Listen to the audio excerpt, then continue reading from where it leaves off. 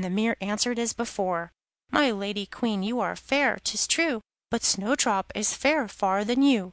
Snowdrop, who dwells with the 7 little men, is as fair as you, as fair again." When she heard this she became as pale as death, because she saw at once that Snowdrop must be alive again. "This time," she said to herself, "I will think of something that will make an end of her once and for all." And by the witchcraft which she understood so well she made a poisonous comb. Then she dressed herself up and assumed the form of another old woman. So she went over the 7 hills till she reached the house of the 7 dwarfs, and knocking at the door she called out, "Fine wares for sale." Snowdrop looked out of the window and said, "You must go away, for I may not let anyone in." "But surely you are not forbidden to look out," said the old woman, and she held up the poisonous comb for her to see. It pleased the girl so much that she let herself be taken in and opened the door. When they had settled their bargain the old woman said, "Now I'll comb your hair properly for you for once in the way."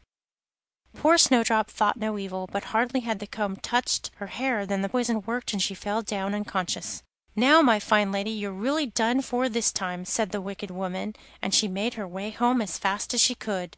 Fortunately it was now near evening, and the 7 dwarfs returned home. When they saw Snowdrop lying dead on the ground, they at once suspected that her wicked stepmother had been at work again, so they searched till they found the poisonous comb, and the moment they pulled it out of her head, Snowdrop came to herself again, and told them what had happened. Then they warned her once more to be on her guard, and to open the door to no one. As soon as the queen got home she went straight to her mirror and asked, "Mirror, mirror, hanging there, who in all the land's most fair?" And it replied as before, "My lady queen, you are fair, 'tis true, but Snowdrop is fairer far than you. Snowdrop, who dwells with the 7 little men, is as fair as you, as fair again." When she heard these words she literally trembled and shook with rage. "Snowdrop shall die!" she cried. "Yes, though it cost me my own life." Then she went to a little secret chamber which no one knew of but herself, and there she made a poisonous apple. Outwardly it looked beautiful, white with red cheeks, so that everyone who saw it longed to eat it, but anyone who might do so would certainly die on the spot. When the apple was quite finished she stained her face and dressed herself up as a peasant, and so she went over the 7 hills to the 7 dwarfs. She knocked at the door as usual, but Snowdrop put her head out of the window and called out, "I may not let anyone in, the 7 dwarfs have forbidden me to do so." "Are you afraid of being poisoned?" asked the old woman. "See, I will cut this apple in half. I'll eat the white cheek, and you can eat the red." But the apple was so cunningly made that only the red cheek was poisonous. Snowdrop longed to eat the tempting fruit, and when she saw that the peasant woman was eating it herself she couldn't resist the temptation any longer, and stretching out her hand she took the poisonous half. But hardly had the first bite passed her lips than she fell down dead on the ground. Then the eyes of the cruel queen sparkled with glee, and laughing aloud she said, "As white as snow, as red as blood, and as black as ebony, this time the dwarfs won't be able to bring you back to life." When she got home she asked the mirror, "Mirror, mirror, hanging there, who in all the land's most fair?" And this time it replied, "You are most fair, my lady queen, none fairer in the land, I ween." Then her jealous heart was at rest at last, as much at rest as a jealous heart can ever be. When the little dwarfs came home in the evening they found Snowdrop lying on the ground, and she neither breathed nor stirred. They lifted her up and looked round everywhere to see if they could find anything poisonous about. They unlaced her bodice, combed her hair, washed her with water and wine, but all in vain. The child was dead and remained dead. Then they placed her on a bier, and all the 7 dwarfs sat round it, weeping and sobbing for 3 whole days. At last they made up their minds to bury her, but she looked as blooming as a living being, and her cheeks were still such a lovely color that they said, "We can't hide her away in the background." So they had a coffin made of transparent glass, and they laid her in it, and wrote on the lid in golden letters that she was a royal princess.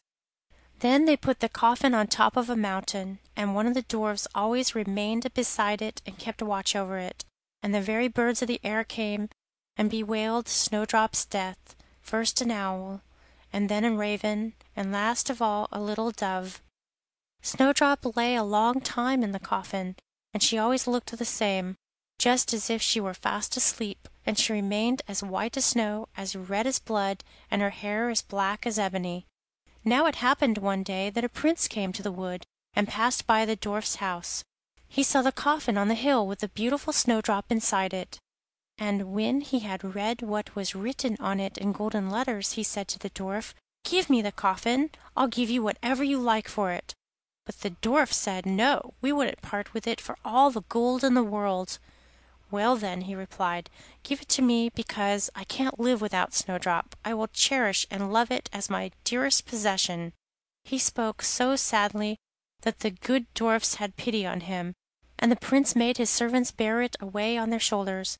Now it happened that as they were going down the hill they stumbled over a bush, and jolted the coffin so violently that the poisonous bit of apple Snowdrop had swallowed fell out of her throat. She gradually opened her eyes, lifted up the lid of the coffin, and sat up alive and well. "Oh, dear me, where am I?" she cried. The prince answered joyfully, "You are with me," and he told her all that had happened, adding, "I love you better than anyone in the whole wide world. Will you come with me to my father's palace and be my wife?" Snowdrop consented and went with him, and the marriage was celebrated with great pomp and splendor. Now Snowdrop's wicked stepmother was one of the guests invited to the wedding feast. When she had dressed herself very gorgeously for the occasion, she went to the mirror and said, "Mirror, mirror, hanging there, who in all the land's most fair?" And the mirror answered, "My lady queen, you are fair, 'tis true, but Snowdrop is fairer far than you." When the wicked woman heard these words she uttered a curse, and was beside herself with rage and mortification. At first she didn't want to go to the wedding at all, but at the same time she felt she would never be happy till she had seen the young queen. As she entered, Snowdrop recognized her and nearly fainted with fear, but red-hot iron shoes had been prepared for the wicked old queen, and she was made to get into them and dance till she fell down dead. End of chapter 33.